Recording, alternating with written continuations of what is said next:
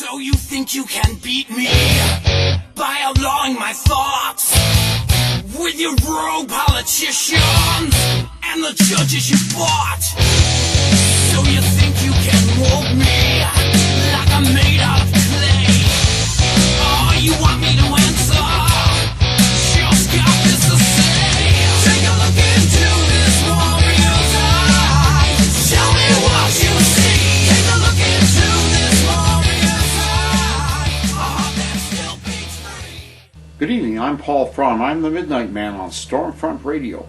Catch me every night at midnight Eastern Time on Stormfront Radio for my nightly broadcast for our people.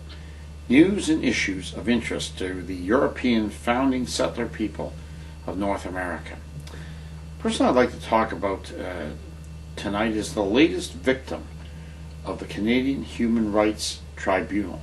And that's a young lady from Calgary, Alberta named Jessica Beaumont. Now Jessie used to post on Stormfront, and that's a white patriot website under the name of Jessie Destruction. And over about a 3-year period, she put up over about 1,000 posts. Now, Jessica would have been the young woman that when I was going through school, our teachers and our authority figures said was a good sort of person. You know, people, the older generation always blames the younger generation for being frivolous, only interested in fashions, partying, drinking, unimportant things like that. And when I was going through school, we used to take a 1 hour a week in grade 10 course in civics. And we were told that it was not only our right, but it was our duty to take an interest in the issues going on in our society. So we had to inform ourselves. And then having informed ourselves, we ought to take a position. You know, we'd find the issues that we were in favor of or opposed to, and we were told that it was not only our right, but it was our duty to get involved. And when you found an issue that you were concerned about, you should do something like perhaps join a party or join a committee or a group or write a letter to the editor or write to a member of parliament or a mayor or a city council or a member of a provincial house of assembly, or if you're in the United States, your U.S. senator, or U.S. United States congressman or local authority or whatever. But that's what young people were encouraged to do. That was responsible citizenship. It was not just a matter of rights, but it was a matter of obligations. You had an obligation to participate. Okay, fast forward to a young lady named Jessica Beaumont. Jessica Beaumont was about 18 years of age when she became interested in what was happening to Canada, the immigration issue. She grew up in Calgary. She saw a basically European settler city changed in some areas into something that looked like a suburb of Saigon, Calcutta, or Shanghai. And she didn't like it. She was concerned as a moral young lady with a Christian background about things like homosexuality and same-sex marriage. Unlike a lot of young people, she didn't just devote herself to parties and pleasure and chasing boys. And sure, there's nothing wrong with all that type of thing, but she was interested in the issues of the day. So she started to post on a website called Stormfront, and she wrote her views.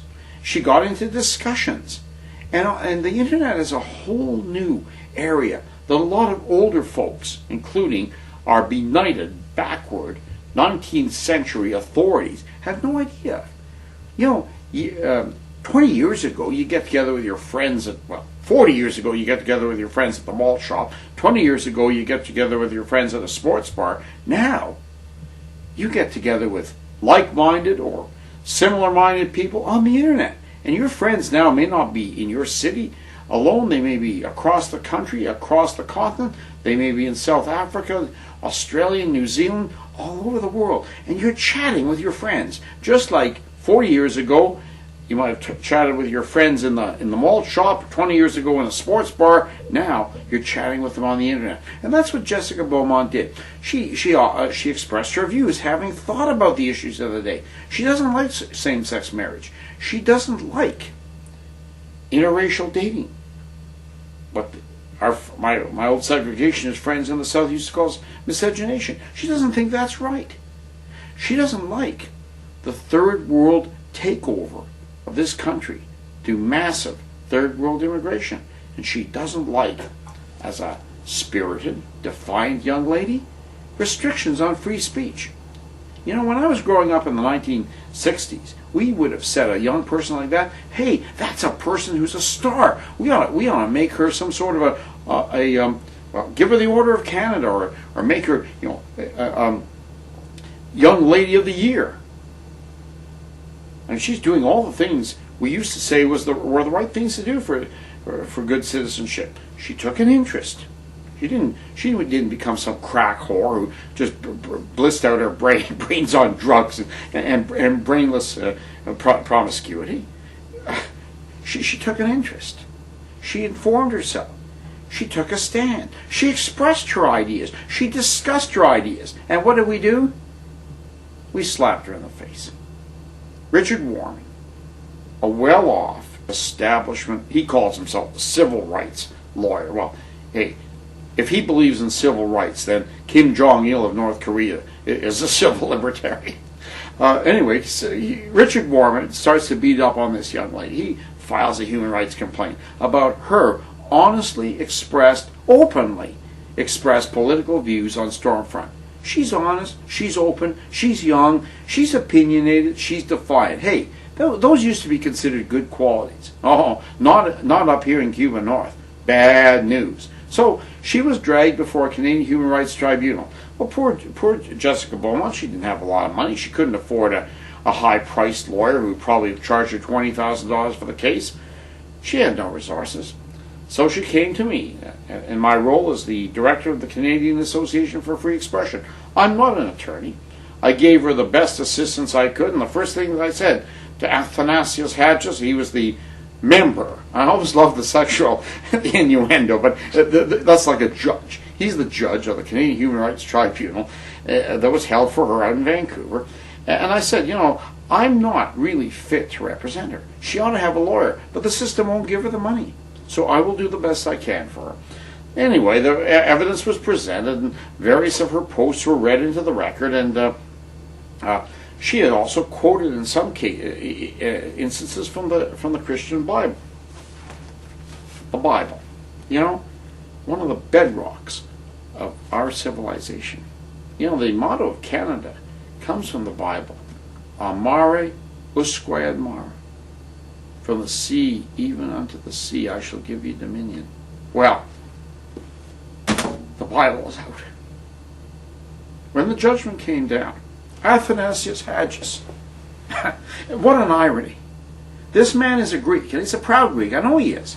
He's vice president of the Hellenic Society of Montreal. And the Greeks have a long history of fighting the Turks. The Turks occupied Greece for almost 1,000 years and tried to suppress the Christian religion. Do you know what he did? He found this young lady guilty of a discriminatory practice. He said that verses from the Christian Bible are to be banned from the internet. Banned. In other words, the Bible is banned, or at least verses from it are banned from the internet. And then he charged this young lady working at a beginning job just a trifle above the minimum wage. He fined her $4,500. $1,500 for being a bad girl, a lifetime cease and desist order, and $3,000 for hurt feelings for Richard Warman. The ultimate schoolyard bully. Picking the pocket of a young lady. Oh, what did she do to hurt Richard Warman? Well, after the man complained against her, she mouthed off against him. She thought, rightly or wrongly, he says he isn't, or sometimes he says he isn't, she called him a Jew. And she made a few nasty comments about, hey, he went after her. What do you call a grown man nearly twice her age, who goes off after a young lady. I call him a bully. And she gets the shaft, and he gets $3,000. Well, that's life up here in Absurdistan. I'm Paul Fromm. I'm the Midnight Man on Stormfront Radio. Catch me every night, midnight, Eastern Time, www.stormfront.org.